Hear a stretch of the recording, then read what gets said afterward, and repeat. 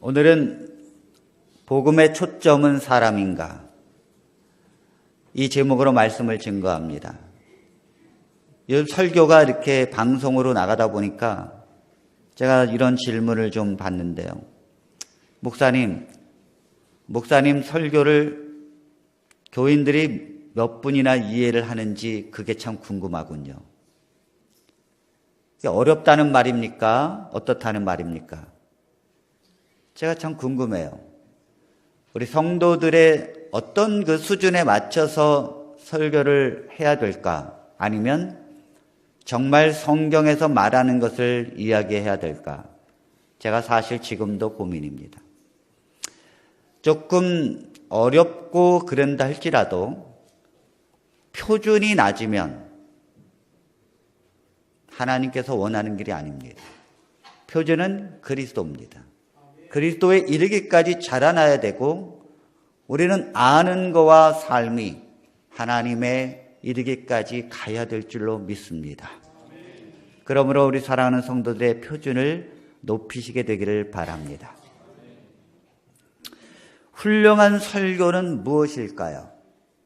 많은 설교에 대한 책이나 설교법을 들어보면 훌륭한 설교는 설교를 듣고 내가 무엇을 어떻게 살아야 하는지에 대한 명백한 대답이 있는 설교가 훌륭한 설교라고 공통적으로 말하고 있습니다. 그래서 저도 신학과 다닐 때 수도 없이 설교법을 배우면서 교수님의 가르침을 받았습니다. 그 핵심은 지금도 기억이 납니다. 너희들이 설교를 하고 난 뒤 그래서 어쨌단 말인가? 그 설교 말씀을 듣고 그래서 우리가 무엇을 해야 된다는 것에 대한 대답이 없다면 혼자 설교하고 내려오면 안 된다는 것입니다. 그 설교를 듣고 그러면 어떻게 살아야 하는지에 대한 명백하게 그 부분을 제시해야 된다는 것입니다, 여러분. 그래서 어떻게 살아야 하는가를 모든 설교자들은 공통적으로 첫 번째, 그리고 두 번째, 그리고 세 번째, 여러분들은 이렇게 살아야 합니다라고 강조를 하게 됩니다.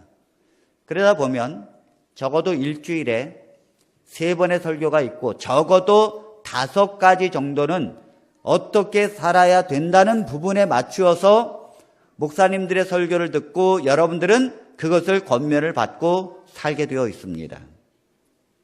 문제는 숙제가 쌓여지면 쌓여질수록 하기가 어렵듯이 일주일에 적어도 5가지 이상 어떻게 살아야 된다는 것을 듣고 난 뒤 문제는 그걸 숙제를 못한다는 것입니다. 그렇죠? 그리고 시간이 지나면 갈수록 숙제가 쌓여진다는 거예요. 결국은 이렇게 지내다 보면 목사님이 오늘도 첫 번째, 두 번째, 세 번째를 외치지만 성도들은 지금까지 그걸 다 합치면은 수천 개도 넘는데 내가 또다시 그 3개를 들어야 무슨 내 인생에 새로운 각오가 일어날까? 이것이 그리스도인의 고민이라는 것입니다. 그래서 우리 성도들은 설교를 들으면 그 좋은 설교를 듣고 감동을 받아도 후반부에 그렇게 살아야 된다는 것에 순종하지 못하게 되면 반복적으로 그게 이루어질 때에 사실 설교를 듣는 것이 부담감으로 다가오기 시작해요. 그리고 자꾸 그렇게 살지 못하는 것에 대한 죄책감이 있습니다. 그리고 고개를 들지 못하게 되고 예배 시간에 자꾸 뒤로 가게 되어 있어요. 사랑하는 성도 여러분, 성경 말씀이 과연 우리가 어떻게 살아야 되는가에 대한 이야기가 중심일까요? 우리가 이 땅에서 그리스도인으로서 어떻게 살아야 되는지를 강조하는 것이 성경의 말씀일까요? 그것이 그렇게 성경에서 말하고자 하는 내용일까요? 여러분, 인간답게 살고 무소유로 살고 욕심을 버리고 봉사하고 사람을 사랑하라고 하는 이 행위에 대한 모든 것들은 기독교가 아니더라도 다른 종교에서도 더 많이 강조되고 있는 사실입니다. 심지어 불교를 보더라도요, 우리는 이웃을 사랑하라라고 말하지만 불교는 이웃을 사랑해야 된다는 거에 대해서 이 성경 말씀 정도로 쓰여졌어요. 우리가 어떻게 살아야 되는 문제에 대해서 강조되다 보면 해인사에 있는 8만 대장경만 보더라도 성경의 몇백 배의 분량입니다. 거기에는 인간이 어떻게 살아야 되는가에 대한 분명한 제시가 있어요. 사람을 어떻게 사랑해야 되고, 어떻게 봉사해야 되고, 어떻게 욕심을 버려야 되고, 어떻게 해야 안식을 경험하게 되는지에 대한 이야기는 수도 없이 나옵니다. 만일 성경의 내용이 그것이 강조되어지는 것이라면 불경과 성경은 무슨 차이가 있을까요? 오늘 이 성경은 그냥 쓰여진 것이 아닙니다. 1600년 동안, 그야말로 엄청난 기간 동안에 저자들 40명이서 자기들이 한 세대의 사람들도 아니고 서로 다른 세대의 사람들이 서로 직업이 다르고 직책이 다른데도 불구하고 오직 하나에 대해서 쓰고 싶고 그렇게 쓰여졌다는 거예요. 하나에 대해서.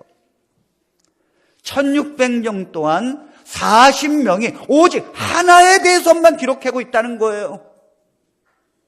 그게 뭘까요? 그것이 도대체 뭘까요? 오로지 하나의 사건과 하나에 대해서만 이야기하고 있는데 그것이 바로 예수 그리스도와 그분의 십자가의 죽음입니다.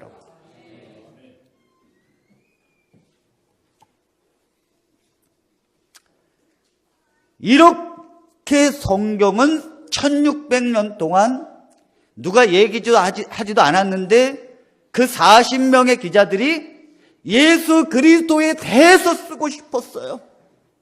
그리고 그분이 왜 십자가에서 죽는가에 대한 이야기를, 그리고 마침내 그분은 십자가에서 죽으셨고 그분은 부활하셨다는 이 한 가지를 쓰기 위해서 1600년 동안 사람들은 이 한 목적을 위해서 달려왔다는 사실입니다.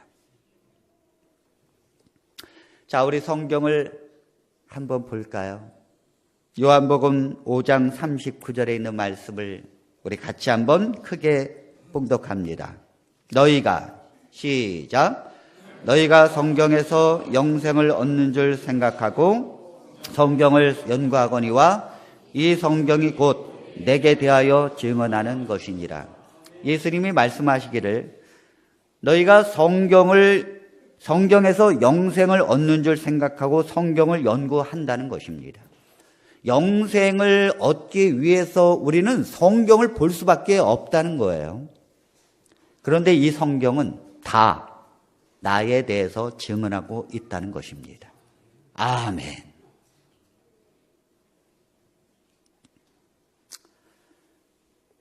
그리고 누가복음 24장 27절에 있는 말씀, 예수님께서 실망에 젖어서 엠마오로 가고 있는 제자들에게 부활해서 나타나셔서 그들에게 뭐라 그러셨는가?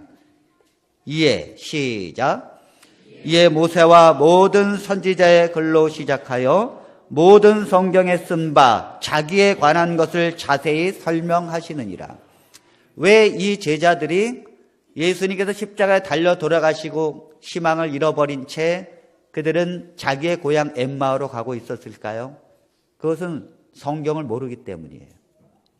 그런데 예수님이 부활하셔서 이 모든 것에 대해서 예수님에 관해서 쓰여진 부분들을 그들에게 가르쳐 주시고 설명해 주셨다는 거예요. 누가복음 24장 44절로 45절에 있는 말씀은 예수님께서 부활해서 다락방에서 떨고 있는 제자들에게 나타나셔서 친히 말씀하신 것입니다. 또 이르시되, 시작, 또 이르시되 내가 너희와 함께 있을 때에 너희에게 말한 바 곧 모세의 율법과 선지자의 글과 시편에 나를 가리켜 기록된 모든 것이 이루어져야 하리라 한 말이 이것이라 하시고 이에 그들의 마음을 열어 성경을 깨닫게 하시고. 모세의 율법, 이건 모세오경을 두고 이야기하는 것이죠. 그리고 선지자의 글, 이건 뭐예요? 대선지자, 소선지자, 구약성경을 말하는 것이고, 시편, 다시 말해서 모세의 율법과 선지자의 글과 시편, 그러면 뭐예요? 성경의 모든 거예요. 그 성경의 모든 것은 다 나에 대해서 증언하고 있다는 것입니다. 여러분 믿으십니까? 그리고 그 모든 것은 그리스도가 이 땅에 올 것이라는 것이고, 그리스도가 우리의 죄를 대신하여 십자가에서 대속적 죽음으로 죽겠다는 것입니다. 누가복음 1장 1절로 2절은 이렇게 성경은 우리에게 설명합니다. 우리 중에 이루어진 사실에 대하여 처음부터 목격자와 말씀에 일꾼된 자들이 전하여 준 그대로 내력을 저술하려고 붓을 든 사람이 많은지라. 예수님이 이 땅에 오셨고 그분이 돌아가신 이 엄청난 사건에 대해서 기록하기 위해서 붓을 든 사람이 많았다는 거예요. 왜요? 이건 보통 일이 아니니까. 왜 이 세상의 역사가 나라와 상관없이 AD와 BC로 나눕니까? 회교권도 그렇고 공산권도 그렇고 예수님 전 시대와 예수님 전 이후의 시대를 나눕니다. 그건 뭐예요? 역사적인 사건이기 때문이에요. 예수님이 이 땅에 오신 것은 이 땅의 가장 중요한 부분이기 때문입니다. 그리고 그분이 십자가에서 달려 돌아가신 것은 그분의 핵심이에요. 이거에 대해서 붓을 든 사람이 너무도 많았다는 것입니다. 요한복음 21장 25절에 있는 말씀을 우리 같이 봉독합니다. 예수께서 시작. 행하신 일이 이 외에도 많으니 만일 낱낱이 기록된다면 이 세상이라도 이 기록된 책을 두기에 부족할 줄 아노라. 그분에 대해서만 기록해도 이 땅에서 아무리 기록해서 놓아둔 책이 있다 할지라도 이 세상에 눕기가 부족하다는 거예요. 성경은 예수 그리스도에 대해서 쓰여졌고 그 행하신 일에 대하여 기록하려고 하는 사람들이 많이 있었습니다. 다시 말해서 성경의 말씀은 기록되어진 대로, 예언되어진 대로 예수 그리스도께서 하나님이 이 땅에 육신으로 오실 것이고 그분이 십자가의 고난을 당하실 것이고 결국 대속적 죽음으로 우리를 구원해 내신다는 거예요. 그리고 그것을 믿는 자가 의롭다함을 얻게 되는 것이고 구원을 받게 된다는 내용입니다, 여러분. 이것이 복음이에요. 이것이 복음이라. 성경은 예수 그리스도에 대해서 이야기하고 있고 그분께서 행하신 것이 복음입니다. 그래서 복음의 초점은 예수 그리스도라는 거예요. 아멘입니까? 자, 이 성경에서 말하고 있는 이 복음의 초점은 예수 그리스도예요. 사람이 아니라는 말입니다. 우리가 강조하고 또 말해야 되는 그 어떤 것의 가장 핵심이 되는 것은 바로 예수 그리스도입니다. 사람이 아니라는 거예요. 여러분들이 어떻게 살아야 되는 이야기가 아니라는 내용입니다. 그래서 그래서 우리가 어떻게 살아야 된다는 것이 핵심이 아니라는 내용이에요. 제가 복음을 설명하면 우리 성도들은 받아들일까 말까를 고민하게 될 것입니다. 왜냐하면 제가 확신하건대 한 번도 복음이 세상에 제대로 선포된 적은 없습니다. 항상 복음은 변질되어서 선포되었기 때문입니다. 그 선포된 복음이 변질되었기 때문에 성도들은 변화된 삶을 사는 것이 불가능한 거예요. 정말입니다. 왜? 정말 순수한 복음이 선포되어진 사람들은 다 변화됐으니까요. 예외 없이. 예수님의 제자들을 보십시오. 그들은 많은 것을 깨닫는 것이 아닙니다. 그들은 어떤 훈련을 받은 것도 아닙니다. 그들이 보고 느낀 건 오로지 예수 그리스도예요. 그분이 하나님이라는 걸 안 거예요. 그리고 그분이 왜 십자가에서 죽었다는 사실을 분명히 깨달은 거예요. 그리고는 세상을 변화시켰어요. 자신도 변화됐을 뿐만 아니라 그들이 설교하면 3,000명씩 하나님 앞에 회개하고 돌아오기 시작했습니다. 그것이 옛날 이야기일까요? 아닙니다. 그렇지 않습니다, 여러분. 복음은 사람이 어떻게 살아야 된다는 이야기가 아니고 그걸 설명하고자 하는 것이 아닙니다. 오직 복음은 예수 그리스도에 관한 것이고 그것을 설명하고 있다는 것이죠. 복음의 초점은 예수 그리스도의 메시아 되심과 그분의 고난과 십자가의 죽음이고 그것이 모든 거고 모든 마침입니다.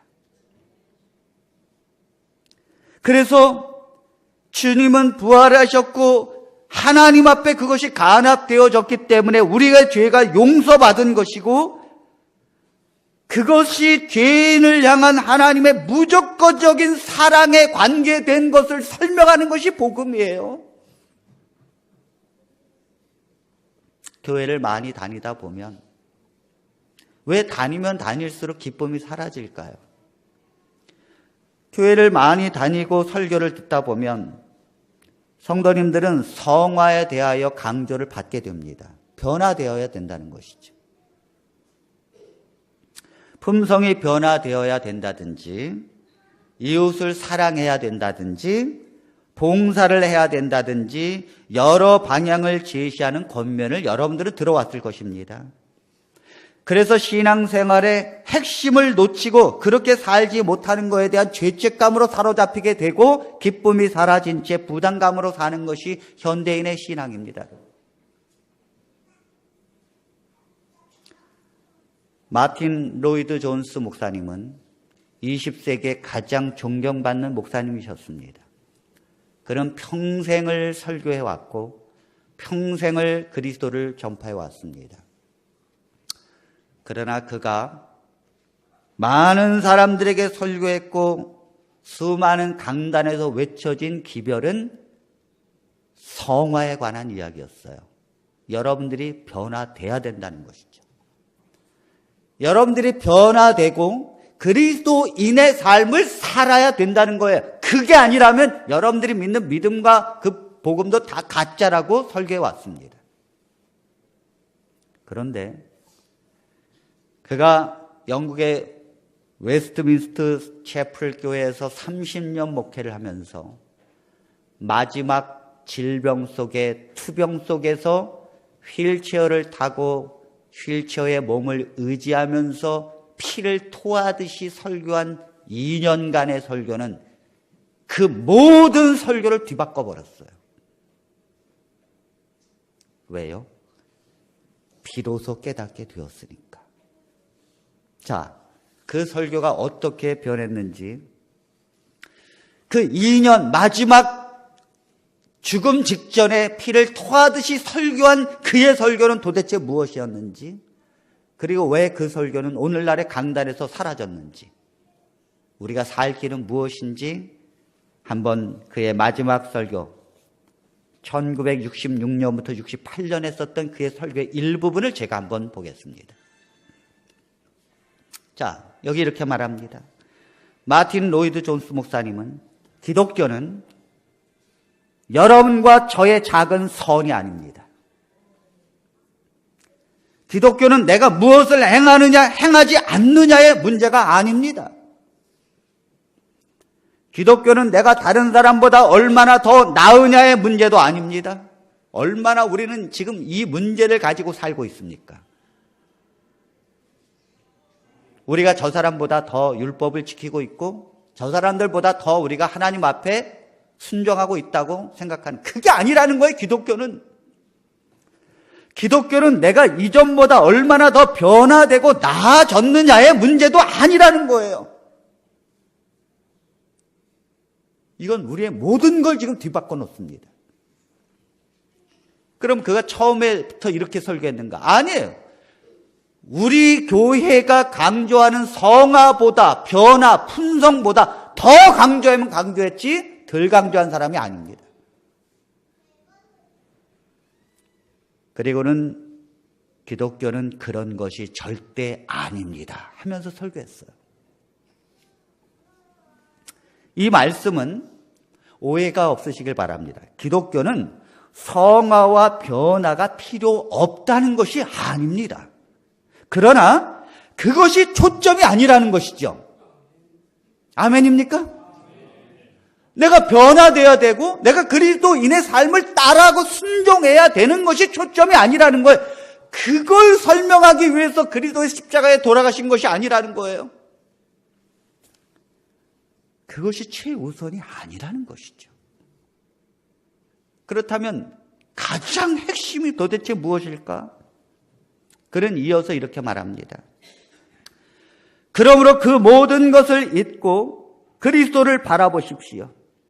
그 모든 것이 무엇입니까? 여러분들이 지금 무엇을 행하느냐 행하지 않느냐, 내가 어떻게 더 다른 사람보다 더 하나님 앞에 훌륭한 삶을 살까? 내가 어떻게 하나님 앞에 순종할까? 내가 어떻게 변화되고 어떻게 나아진 삶을 살까에 대한 모든 것을 잊어버리라는 거예요. 그리고 그리스도를 바라보십시오. 그러면 그분의 완전하고 흠없는 의가 비로소 보여지게 될 것입니다. 여러분이 그분을 믿으면 그분의 의가 여러분께 주어지고 여러분은 그분의 의를 입게 될 것입니다 라고 설교하고 있습니다. 계속해서 그는 설교하기를, 여러분은 이것이나 저것을 행하려고 하고 있습니까? 이 모든 것은 안식을 우리에게 주지 못합니다.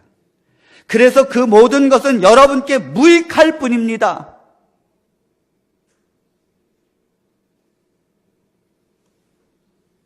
그러니 중단하십시오. 이것들은 절대 그 어디로도 여러분들을 인도하지 못할 것입니다. 더 멀리 가기 전에 멈추십시오. 이것이 그의 피를 토하는 설교였어요. 기독교는 이어서 설교합니다. 기독교는 그리스도를 본받는 종교가 아닙니다. 만일 그것이 가능하다고 생각한다면 가서 그리스도를 본받으려고 노력해 보십시오. 그러면 그 순간 여러분은 세상에서 가장 가엾고 비참한 사람이 될 것입니다. 그리스도를 본받는다고 절대로 행복해지지 않습니다. 거기서 행복을 찾으려 한다면 가장 깊은 절망에 빠질 것입니다. 성도는 오직 예수 그리스도의 피를 힘입어 성소에 들어갈 담력을 얻을 뿐입니다. 아멘.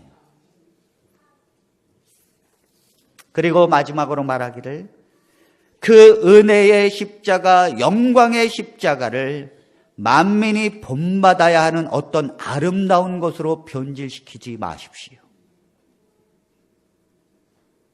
다시 말해서 여러분들이 어떻게 살아야 된다라고 하는 것에 그리스도의 십자가가 이용되지 않기를 바란다는 뜻입니다. 그리스도께서 너희를 위해서 십자가에 달려 돌아가셨으니 너희는 당연히 너희 몸을 하나님께 드려라. 그리고 재물을 버리고 하나님께 헌신해라. 그리고 여러분들을 하나님 앞에 순종하면서 따르고 봉사해라 라는 액세서리로 여겨지지 않게 해달라는 얘기예요. 그리스도의 십자가의 죽음이. 이게 얼마나 충격적인 말입니까, 여러분? 그렇잖아요? 뭐 당연하다라고 느껴지는 게 아니라 충격적인 거잖아요. 그만큼 진실은 가려져 있다는 거예요.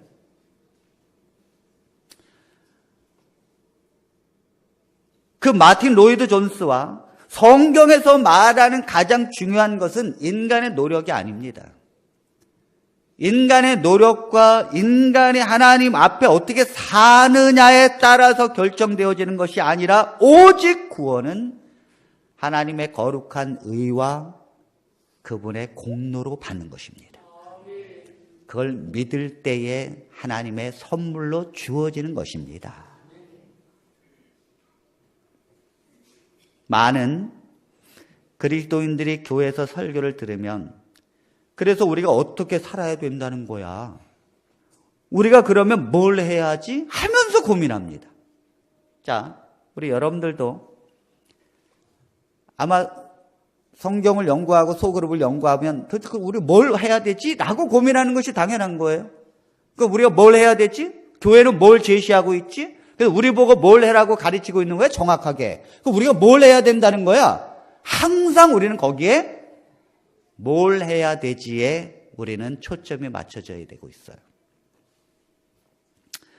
어떻게 살아야 하는지에 대한 구체적인 설교를 요구하고 있습니다.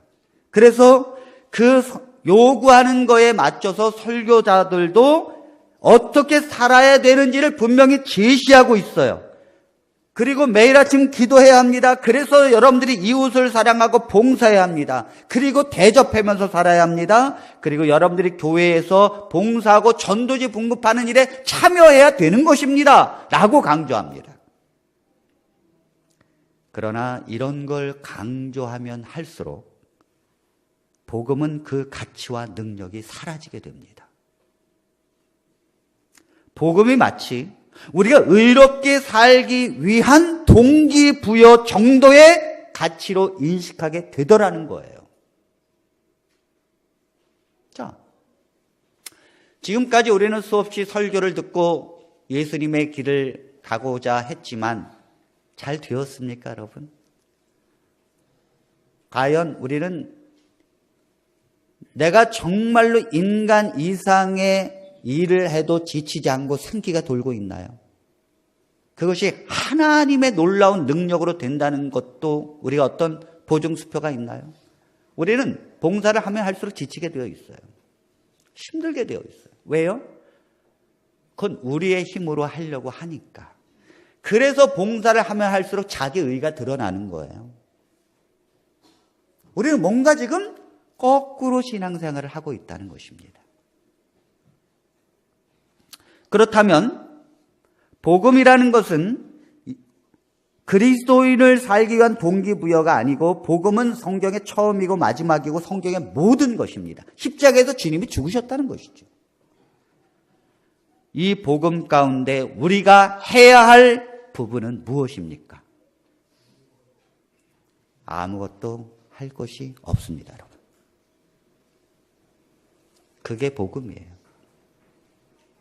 아무것도 여러분들이 해야 될 일은 없습니다. 구원을 위해서, 여러분들이 하나님을 기쁘게 하기 위해서 해야 될 일은 아무것도, 단 그것을 믿어주는 것이 가장 큰 기쁨이에요. 그리고 그것으로 인해서 기뻐하는 것, 그게 가장 큰 기쁨이에요, 하나님께는. 자, 여러분, 홍해 앞에서 이스라엘 백성들이 애굽에서 나오고 200만 명이 홍해 앞에서 뒤에서는 애굽의 군대가 쳐들어오고 앞에는 홍해 바다가 넘실대고 있을 때 하나님께서 그들을 향한 하나님의 구원의 방법을 한번 보십시오. 하나님께서 뭐라 그러셨습니까? 출애굽기 14장 13절에 있는 말씀, 모세가 백성에게 이르되 너희는 두려워하지 말고 가만히 서서 여호와께서 오늘 너희를 위하여 행하시는 구원을 보라. 너희가 오늘 본 애굽 사람을 영원히 다시 보지 아니하리라. 여호와께서 너희를 위하여 싸우시리니 너희는 가만히 있을지니라. 아멘. 하나님이 싸우시고 하나님이 이루신다는 거예요. 너희가 할 것 아무것도 없다는 거예요. 이것이 복음이라는 거예요. 하나님께서 내가 홍해를 가르는 동안 너희는 뒤에 애굽의 군대 마병과 뒤에서 싸우고 있어라. 그렇게 하지 않았다는 거예요. 인간이 해야 될 일은 아무것도 없어요. 하나님께 협조해야 될 일은 오직 뭐예요? 가만히 있으라는 거예요. 인간이 하면 할수록 하나님께 방해가 되는 거예요. 왜요? 왜 그게 방해가 되지요? 그 의를 인간은 의지하게 되니까요. 자신의 행함을 의지하게 되어 있으니까. 구원을 받아도 내가 하나님 앞에 순종했고, 내가 하나님의 안식일을 지켰고, 내가 하나님 앞에 헌금했고, 내가 하나님께 봉사했기 때문에 구원을 해준다고 생각하고, 만약 하나님께서 구원을 안 해주면 내가 하나님 앞에 봉사했고, 내가 안식일을 지켰고, 내가 하나님 앞에 헌금을 했는데 왜 내가 구원을 못 받습니까? 라고 항의할 것입니다. 그래서 인간의 모든 행위가 사실은 하나님 앞에 방해가 되는 거예요. 오로지 구원은 하나님의 은혜와 공로로 받게 되는 것입니다. 우리가 성화되고자 노력하면 할수록, 그리고 비록 그렇게 해서 예수 그리스도에 합당한 데까지 가지 못한다 할지라도 좌절하지 마십시오. 하나님은 여러분들의 은혜와 하나님의 십자가의 공로로 이미 구원해 주셨고 그걸 이루실 것입니다. 그거를 미리 기뻐하시고 받아들이고 사시게 되기를 바랍니다. 그래서 로마서 1장 15절에 17절에 있는 말씀은 바울이 그러므로 나는 할 수 있는 대로 로마에 있는 너희에게도 복음 전하기를 원하노라. 내가 복음을 부끄러워하지 아니하노니 이 복음은 모든 믿는 자에게 구원을 주시는 하나님의 능력이 됨이라. 먼저는 유대인에게요 그리고 헬라인에게로다. 자, 이 말씀은 바울이 그렇게 로마에 가서 복음을 전하기를 원하는데 내가 이 복음을 부끄러워하지 않는다는 거예요. 여러분들이 가장 자랑스럽게 여기는 것이 무엇입니까? 십자가입니까? 여러분들이 누굴 만날 때 나는 이렇게 살고 있습니다라면서 자랑하는 게 뭘까요? 여러분들이 가장 강조하는 게 뭘까요? 그게 십자가인가요? 바울은 이 한 가지였어요. 그리고 그걸 부끄러워하지 않는 거예요.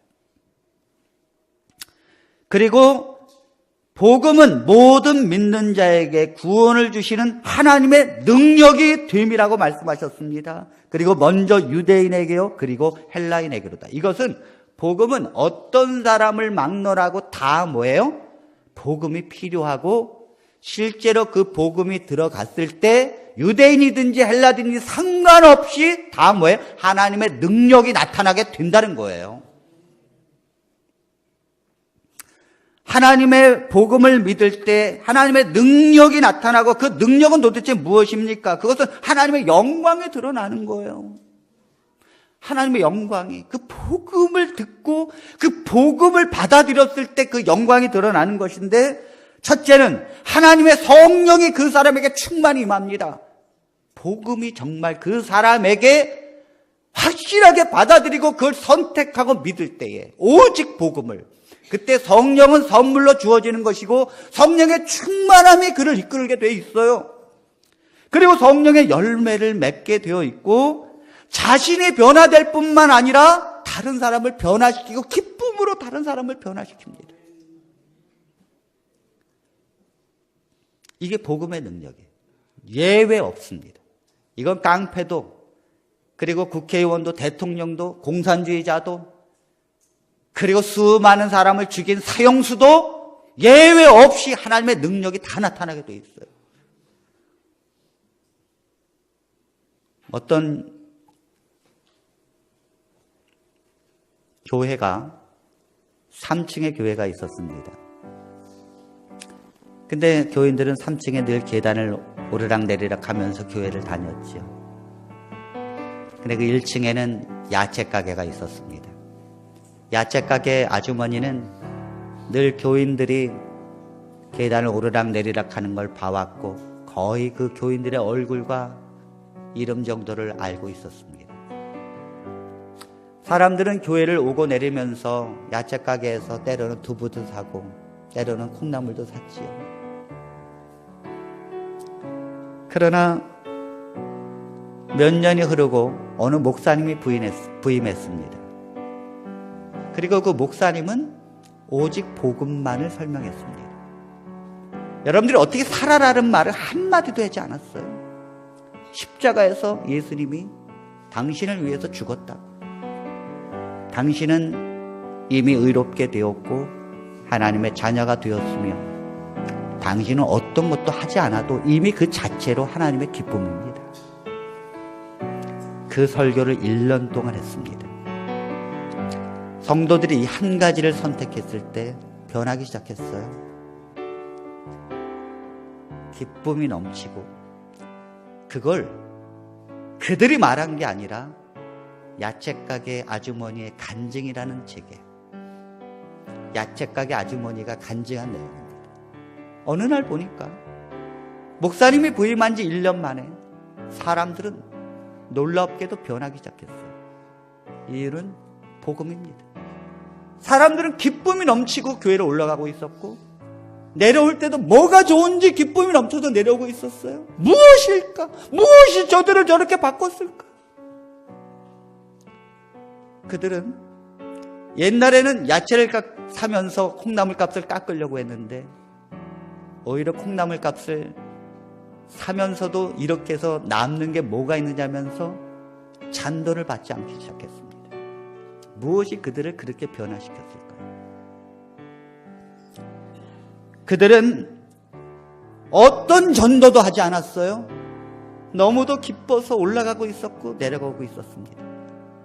야채가게 아주머니는 무엇이 저들의 삶을 저렇게 바꿔놓았는지가 너무도 궁금했어요. 그리고 자기 스스로 교회를 올라갔지. 그리고 그 실체를 알게 된 것입니다. 그것은 바로 예수 그리스도의 십자가의 죽음이었어요.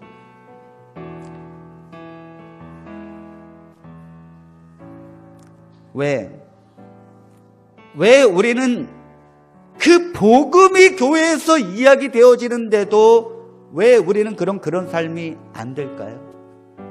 그것은 복음이 희석되어지고 변질되어졌기 때문입니다. 희석되어지고 변질된 복음은 어떠한 가치도 없고 능력도 없습니다. 여러분들이 광산에서 금광을 발견해서 도끼로 아무거나 막 해서 여러분들이 흙덩어리와 돌덩어리와 함께 가지고 내려왔다고 보십시오. 그리고 이거 사십시오 하면 누가 그것을 바라보고 비싼 돈을 주고 사겠습니까? 그것은 반드시 불순물을 제거하고 오로지 용광로에서 모든 걸 다 버리고 순수한 금 99% 100%의 순금으로 나오기 전까지는 가치가 없는 거예요. 순금으로 나왔을 때 그것은 세상에 빛나는 것이죠. 예수 그리스도께서 나를 위해 십자가에 달려 돌아가셨고 모든 인류를 위해서 십자가에 죽었고 의를 이루셨다는 것이 값어치가 그렇게 없습니까? 그렇게 그것이 자신이 없습니까? 그 하나만으로도 승부할 자신이 없을까요? 그렇게 그 십자가의 능력은 부족한 것일까요? 우리는 그 한 가지를 붙들지 않고 다른 것으로 자꾸 첨가해야만 된다고 이 교회 변질된 것은 하나님께서 보실 때 가장 슬퍼할 내용입니다. 예를 들어서 이런 것입니다. 목사님이 가출한 아들을 어떤 성도님의 아들이 그만 가출을 해버렸어요. 그래가지고 막 그냥 다니는데 마침 목사님이 그 가출한 아들을 봤습니다. 그리고는 그 가출한 아들에게 목사님이 뭐라고 얘기해 줬는가 하면 너의 아버지는 누구보다도 너를 사랑한단다. 그건 내가 확신할 수 있어. 자, 여러분, 이것은 복음입니까? 이것은 복음입니까? 그런데 목사님께서 그런데 네가 돈을 훔쳐 가출했으니 너의 아버지가 많이 화가 나 있을 거야. 결국 이 아들은 돌아가지 못합니다. 돌아가더라도 두려워하고 내가 죄 지은 것 때문에 평생 죄책감 속에 아버지 얼굴을 보지 못하지요. 무슨 말씀인지 아시겠습니까? 왜 복음이 변질되어져 있는지, 왜 그 복음을 들으면서도 기쁨이 사라지는지, 내가 그 복음 때문에 어떤 것도 예수님의 십자가가 가장 내 인생에 중요하고 그것이 모든 거라는 이 간증이 왜 터져 나오지 못하는지. 또 한 예를 들어볼까요? 어떤 대학생이 등록금에 그 무거운 짐을 지고 그걸 해결하기 위해서 열심히 겨울에도 쉬지 못하고 추운 겨울에 아르바이트를 하고 있었어요. 그 주유소에서 기름 냄새 맡으면서 등록금 400만 원을 내기 위해서 겨울에 아르바이트를 하고 있는데 목사님이 그 학생에게 가서 이렇게 말했습니다. 내 아버지가 내 등록금을 이미 다 내주셨다. 복음입니까, 여러분? 복음입니까? 그런데 또 뭐라고 덧붙이는가 하면 네가 알바해서 아버지에게 갚아야 할 거야. 왜 복음이 더 이상 복음이 아닌지를 아시겠습니까?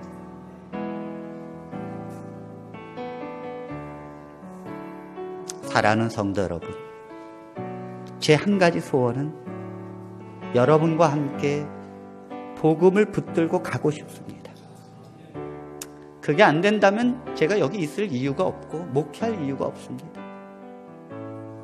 제 잘못이라면 강경무 목사는 십자가 외에는 결코 다른 것을 중요시 여기지 않기 때문이에요. 아니요, 다른 것이 필요 없다는 것이 아니라 십자가의 예수님의 죽음이 핵심이고 그게 우선순위라는 거예요. 그리고 그 예수님만 바라보고 가고 싶다는 거죠. 교회의 꿈이요? 사람 많이 오는 거, 부흥이요? 하나님은 아무 관심 없어요. 하나님의 기쁨은 오직 내가 너희를 위해 행한 것을 네가 믿느냐에 관한 문제입니다. 그것이 교회에 드높여지고 하나님께서 우리를 향한 하나님의 무조건적인 사랑의 사건이 교회의 중심 주제일 때 그것이 하나님의 영광이고 그것이 여기저기 되어지고 그것이 주제일 때 성령이 임하는 것입니다. 마지막 재림교회 모습이 있다면 그런 교회가 우리 교회가 되기를 간절히 바라면서 말씀을 마칩니다. 기도하겠습니다. 하늘에 계신 우리들의 아버지 하나님, 하나님의 복음을 무엇보다 중요시 여기게 우리들을 하나님 축복해 주시옵소서. 아버지 하나님, 그것이 모든 것이라는 것을 이 시간 말씀해 주셨사오니 도대체 그게 뭔지, 그것이 무슨 능력이 있는지, 그것이 어떻게 나를 기쁘게 하는지를 경험하고 체험되게 축복해 주시옵소서. 아버지, 우리는 너무도 다른 많은 것들이 행해야 되는 무거운 짐을 갖고 있습니다. 아버지, 저는 그 무거운 짐을 주님 앞에 내려놓고 싶습니다. 아버지, 제가 하나님의 성령의 능력에 의해서 나도 모르게 하나님의 길을 따라가는 그것이 뭔지를 경험되어지고 싶사오니 우리 모든 성도들과 함께 오직 정말 하나님의 말씀하시는 그 쉼을 얻게 하여 주시옵시고 그리고 그 복음으로 인하여 내 목숨까지도 드려도 아깝지 않을 정도의 삶의 가치를 깨닫게 해 주시옵소서. 아버지 하나님, 교회를 사랑해 주시고 하나님께서 교회를 보호해 주시옵소서. 다른 어떤 것으로 물들지 않게 해 주시고 순수하게 해 주시고 오늘은 복음의 초점은 사람인가? 이 제목으로 말씀을 증거합니다. 이 설교가 이렇게 방송으로 나가다 보니까 제가 이런 질문을 좀 받는데요. 목사님 설교를 교인들이 몇 분이나 이해를 하는지 그게 참 궁금하군요. 어렵다는 말입니까? 어떻다는 말입니까? 제가 참 궁금해요. 우리 성도들의 어떤 그 수준에 맞춰서 설교를 해야 될까? 아니면 정말 성경에서 말하는 것을 이야기해야 될까? 제가 사실 지금도 고민입니다. 조금 어렵고 그런다 할지라도 표준이 낮으면 하나님께서 원하는 길이 아닙니다. 표준은 그리스도입니다. 그리스도에 이르기까지 자라나야 되고 우리는 아는 거와 삶이 하나님의 이르기까지 가야 될 줄로 믿습니다. 그러므로 우리 사랑하는 성도들의 표준을 높이시게 되기를 바랍니다. 훌륭한 설교는 무엇일까요? 많은 설교에 대한 책이나 설교법을 들어보면 훌륭한 설교는 설교를 듣고 내가 무엇을 어떻게 살아야 하는지에 대한 명백한 대답이 있는 설교가 훌륭한 설교라고 공통적으로 말하고 있습니다. 그래서 저도 신학과 다닐 때 수도 없이 설교법을 배우면서 교수님의 가르침을 받았습니다. 그 핵심은 지금도 기억이 납니다. 너희들이 설교를 하고 난 뒤 그래서 어쨌단 말인가? 그 설교 말씀을 듣고 그래서 우리가 무엇을 해야 된다는 것에 대한 대답이 없다면 혼자 설교하고 내려오면 안 된다는 것입니다. 그 설교를 듣고 그러면 어떻게 살아야 하는지에 대한 명백하게 그 부분을 제시해야 된다는 것입니다, 여러분.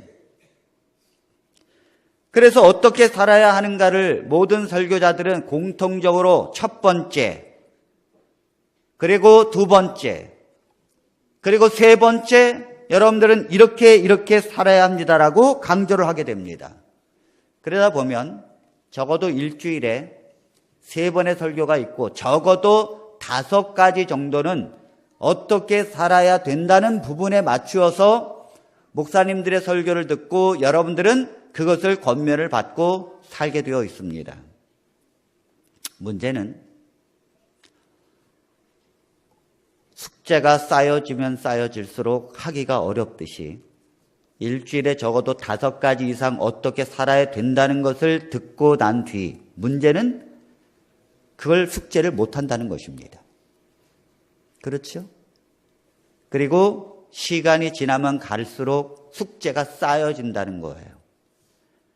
결국은 이렇게 지내다 보면 목사님이 오늘도 첫 번째, 두 번째, 세 번째를 외치지만 성도들은 지금까지 그걸 다 합치면은 수천 개도 넘는데 내가 또다시 그 3개를 들어야 무슨 내 인생에 새로운 각오가 일어날까? 이것이 그리스도인의 고민이라는 것입니다. 그래서 우리 성도들은 설교를 들으면 그 좋은 설교를 듣고 감동을 받아도 후반부에 그렇게 살아야 된다는 것에 순종하지 못하게 되면 반복적으로 그게 이루어질 때에 사실 설교를 듣는 것이 부담감으로 다가오기 시작해요. 그리고 자꾸 그렇게 살지 못하는 것에 대한 죄책감이 있습니다. 그리고 고개를 들지 못하게 되고 예배 시간에 자꾸 뒤로 가게 되어 있어요. 사랑하는 성도 여러분, 성경 말씀이 과연 우리가 어떻게 살아야 되는가에 대한 이야기가 중심일까요? 우리가 이 땅에서 그리스도인으로서 어떻게 살아야 되는지를 강조하는 것이 성경의 말씀일까요? 그것이 그렇게 성경에서 말하고자 하는 내용일까요? 여러분, 인간답게 살고 무소유로 살고 욕심을 버리고 봉사하고 사람을 사랑하라고 하는 이 행위에 대한 모든 것들은 기독교가 아니더라도 다른 종교에서도 더 많이 강조되고 있는 사실입니다. 심지어 불교를 보더라도요, 우리는 이웃을 사랑하라.